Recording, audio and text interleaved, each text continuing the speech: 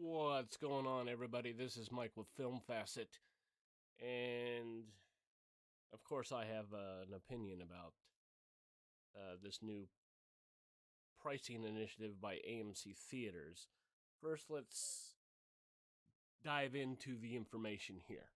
Okay, AMC Theaters to change movie ticket prices based on seat location. The country's largest exhibition chain is rolling out Sightline at AMC, a ticket pricing initiative based on seat location within the auditorium, similar to music concerts, sporting events, or Broadway. Moviegoers will have an option to pay more or less for admission depending on where they choose to sit in the venue. In effect, front row seats will be available at a lower cost, while the middle part of the theater seating will be available at a higher cost. The initiative kicks off this Friday at select AMC locations in New York, Chicago, and Kansas City. Lucky me, I live in Kansas City. And will be expanded to all domestic AMC locations by the end of the year. I don't think the negative pushback is going to stop this initiative from happening. Let me say that. There will be 3 different seat pricing options. The first is standard sightline, described as the seats that are most common in the auditorium and available for the traditional cost of a ticket. Then there's value sightline, referred to as seats in the front row of the auditorium, as well as select ADA seats in each auditorium, and are available at a lower price than standard sightline seats. The third option is preferred sightline, which are the seats in the middle of the auditorium and are priced at a premium to standard sightline seats.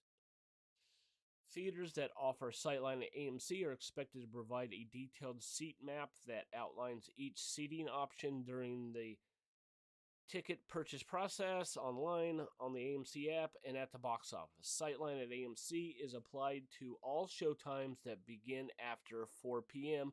at participating locations. It's not applicable on Discount Tuesdays, where all movie tickets are discounted to $5. I guess there's that. So it has generated a lot of negative buzz. A lot of people say, this isn't live entertainment, because that's kind of the seat situation with live entertainment, such as concerts, plays, stuff like that, sporting events, where the entertainment is live and in your face. We're talking about a movie, man. Okay? It's not live entertainment. It's a movie. So, kind of have a problem with that, I suppose. I tell you who else has a problem with it. That's Elijah Wood. He had this to tweet just the other day on February 6th. The movie theater is and always has been a sacred democratic space for all, and this new initiative by AMC Theaters would essentially penalize people for lower income and reward for higher income. It's not what they're going for, but I see his point. I suppose they could go to the movie before 4 p.m. or go on Tuesdays, where it's only $5 a ticket. So I suppose there are other options at AMC Theaters.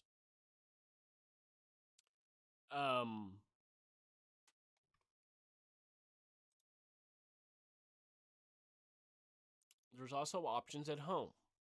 You have streaming options. You have on-demand like Amazon Prime or Vudu. And then you have physical media, which, by the way, physical media, if image is important to you, image quality, then that's the route you need to go. If you don't mind waiting 45 to 60 days for a disc to come out for a new release, then why wouldn't you do that?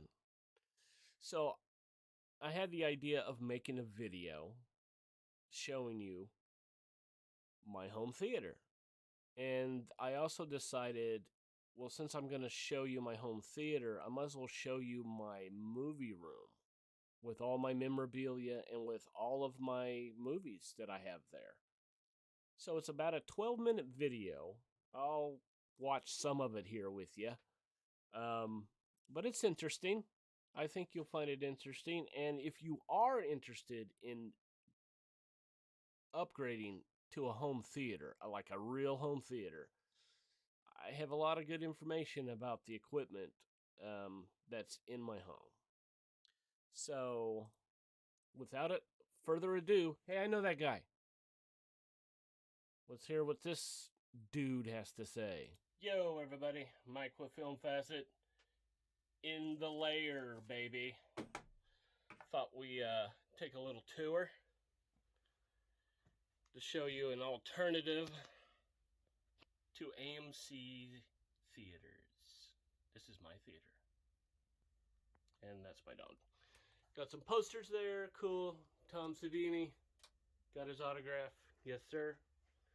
Over here we have Indiana Jones. We have a Halloween tapestry. We have this little thing. Let me see if it still works. Ooh, fancy. Fancy. I never use it, but let's see. So on this side, we have some posters. This is from Martial Law 2, because I'm a Cynthia Rothrock fan. And Tiger Claws, Cynthia Rothrock again. Over here we have a Blade Runner. Yes. I don't know why I talk like that. It's kind of lame. Basically, this video is really to talk about my home theater, but I thought since I'm doing that, I might as well give you the grand tour of the whole thing.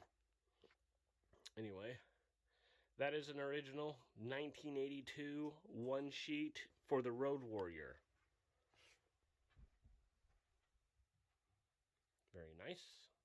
I bought it when the movie came out, so as you can tell, it's worn a lot. Like the corners, I had to cut the corners off because they were just mangled. So it's probably not worth anything much, but I'm not going to sell it. And here is the Film Facet YouTube studio, my friends. If you've watched some of my videos, you probably saw this background. I'm not going to spend any time in here because that's boring. Before I get to the home theater, which is right there, let's talk about my film collection. But we have to start over here. This is what is known as the horror corner. And this is what is called the Jaws wall. Yeah, I like Jaws. So we got some... This is what is known as my popcorn station.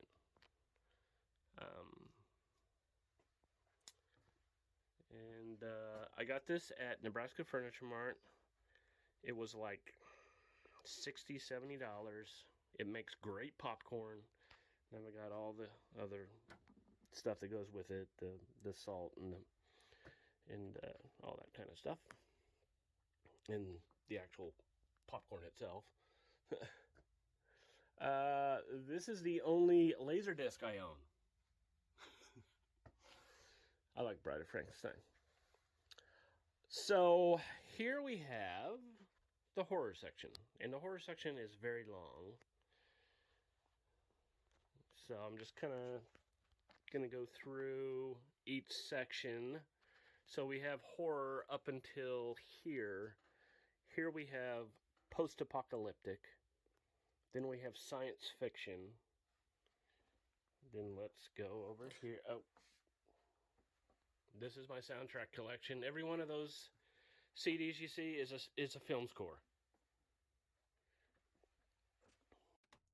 Yeah, my dog pissed right there. I didn't even notice it. Whoops. So we come over here, and we have science fiction. here. It goes from here to here. And then here we get into fantasy films and stuff. Game of Thrones.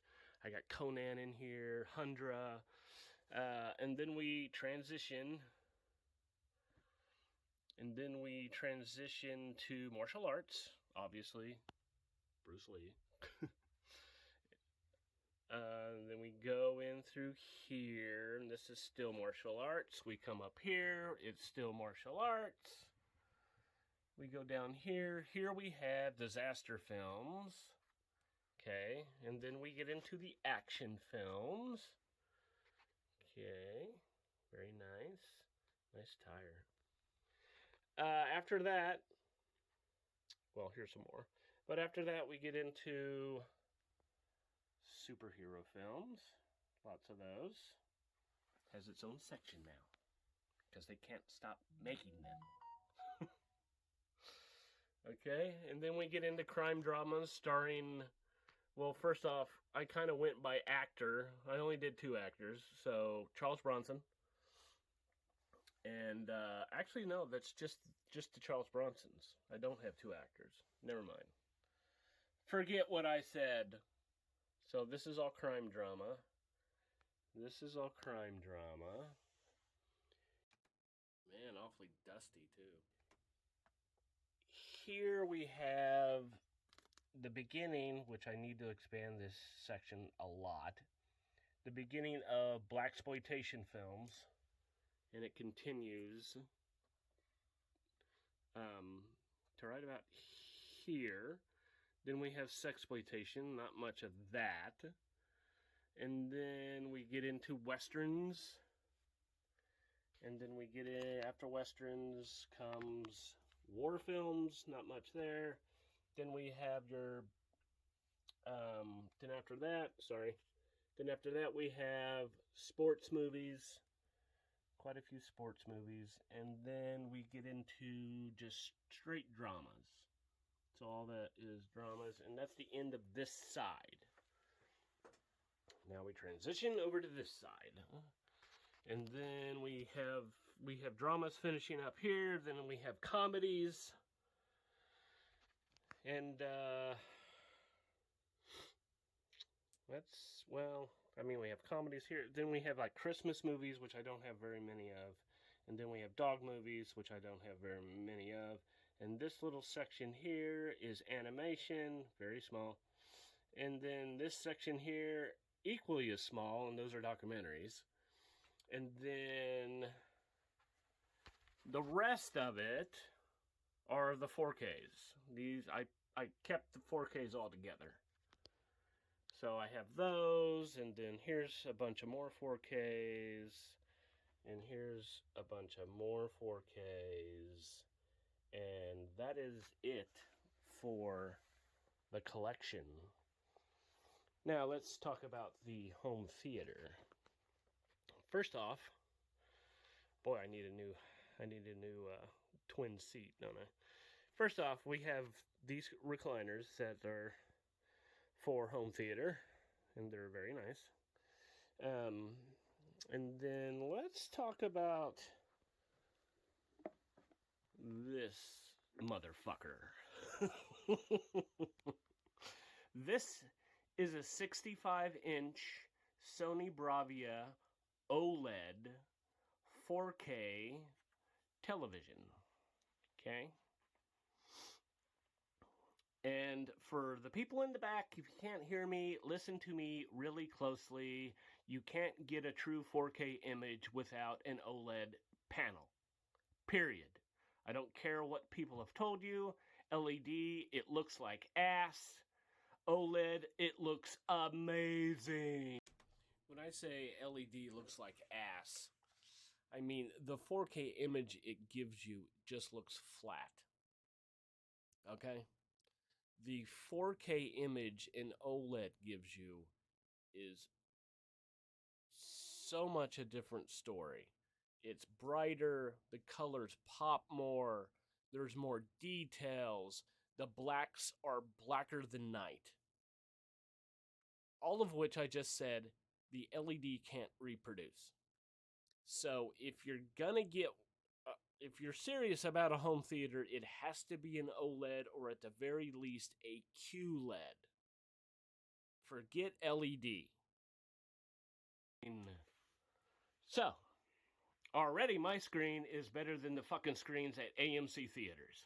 They can't top 4K UHD and presented through an OLED panel. They can't do it. They will never be able to do it. Okay? The only way they could do it, and I don't even know if this is viable, but they would have to have OLED screens in their theaters. Like gigantic OLED screens. I mean, it would look amazing if it would work. I don't know if it can. I'd go to that. So, we have the television. There's a television. Now let's talk about the sound system. The sound system is a Sony Dolby Atmos enabled receiver.